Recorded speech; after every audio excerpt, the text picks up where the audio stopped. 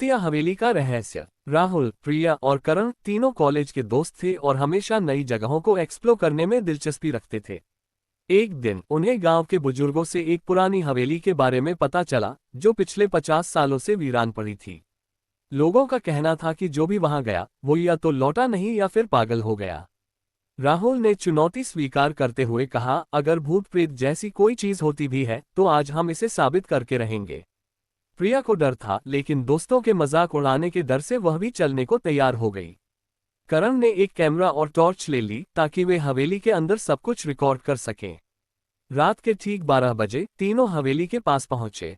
हवेली टूटी फूटी थी, लोहे का मुख्य दरवाजा जंग खा चुका था और हल्की हल्की हवा से चरमरा रहा था। जैसे ही उन्होंने दरवाजा खोला, एक अजीब सी ठंडक उनके शरीर में दौड़ गई। अंदर घूप अंधेरा था और हर तरफ मकड़ियों के जाले लटके हुए थे। जैसे ही वे अंदर बढ़े, करण ने दीवार पर कुछ अजीब निशान देखे। वह कैमरा ऑन करके जूम करने लगा। तभी अचानक एक जोरदार हवा का झोंका आया और दरवाजा जोर से बंद हो गया। तीनों बुरी तरह डर गए। प्रिया ने कांपती आवाज में कहा, मुझे लग रहा है हमें यहाँ से चले जाना चाहिए। लेकिन राहुल को ये सब सिर्फ इत्तेफाक लग रहा था। अचानक हवेली की सीढ़ियों से किसी के भारी कदमों की आवाज आने लगी। ठक ठक ठक। तीनों ने एक दूसरे की ओर देखा। करण ने डरते डरते कैमरा ऊपर घुमाया, लेकिन वहां कोई नहीं था। पर फिर भी आवाज साफ सुनाई दे रही थी, जैसे कोई सीढ़ियों से धीरे धीरे उतर रहा हो। अचानक एक कमरे का दरवाजा अपने आप खुल गया और अंदर से एक पुरानी धुंधली परछाई दिखने लगी। कमरे का दरवाजा धीरे धीरे चरमराते हुए खुला और अंदर से एक ठंडी हवा का झोंका आया। करण ने कांपते हाथों से कैमरा उस ओर घुमाया, लेकिन कैमरे की स्क्रीन पर सिर्फ धुंधली परछाई दिख रही थी। राहुल ने हिम्मत जुटाकर टॉर्च की रोशनी उस कमरे के अंदर डाली। वहां पुरानी टूटी फूटी अलमारियां थीं, दीवारों पर अजीब गरीब तस्वीरें लगी थीं और फर्श पर धूल की मोटी परत जमी थी। लेकिन सबसे डरावनी चीज थी कमरे के बीचों बीच रखा एक पुराना लकड़ी का झूला, जो बिना किसी हवा के अपने आप हिल रहा था। यहां से निकलते हैं, प्रिया घबराकर बोली, लेकिन राहुल ने आगे बढ़कर कमरे के अंदर झांकने की कोशिश की।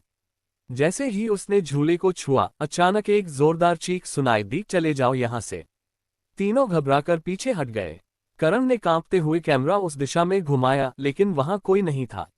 अचानक कमरे की एक अलमारी जोर से हिलने लगी। उसमें से किसी के नाखूनों की खुरचने की आवाज आने लगी, जैसे कोई अंदर से बाहर निकलने की कोशिश कर रहा हो। राहुल ने हिम्मत करके अलमारी खोल दी।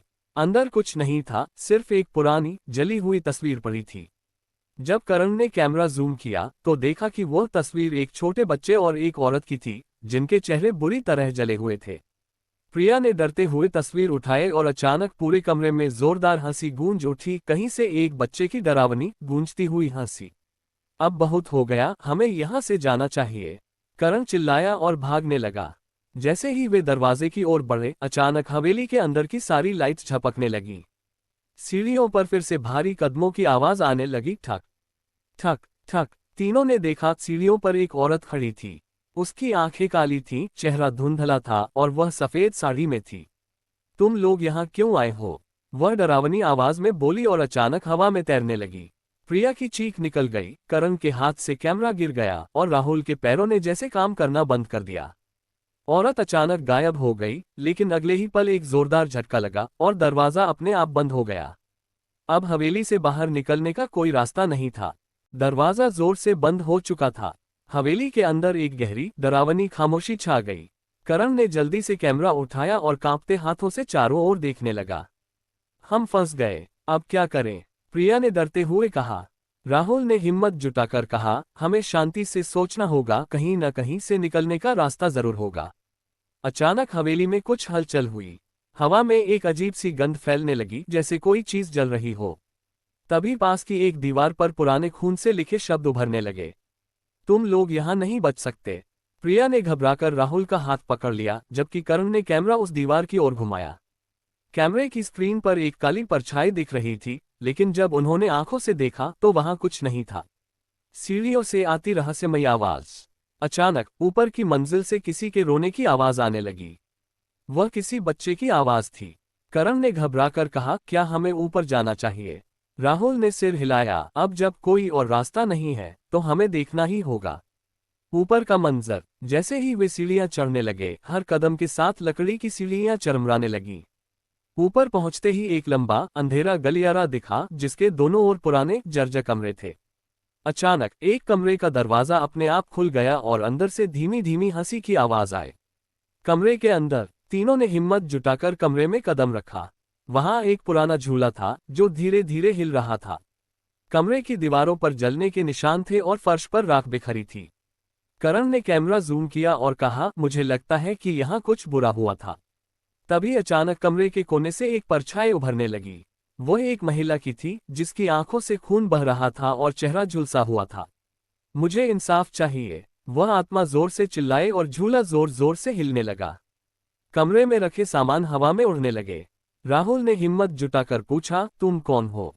आत्मा की आवाज गूंजी, मैं इस हवेली की असली मालकिन थी। मेरे पति ने मुझे और मेरे बेटे को जला दिया। अब मैं तब तक मुक्त नहीं हो सकती जब तक मुझे इंसाफ नहीं मिलेगा।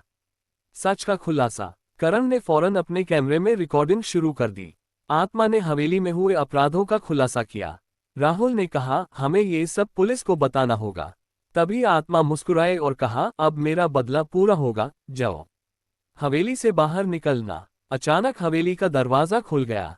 तीनों ने तेजी से बाहर भागते हुए देखा कि हवेली के ऊपर काले बादल छा गए थे। जैसे ही वे बाहर निकले, हवेली जोरदार आवाज के साथ ढह गई, जैसे वह आत्मा अब मुक्त हो चुकी थी। समाप्त। अगर आपको ये कहानी पसंद आई तो बताएं। मैं और भी डरावनी कहानियां लिख सकता हूँ।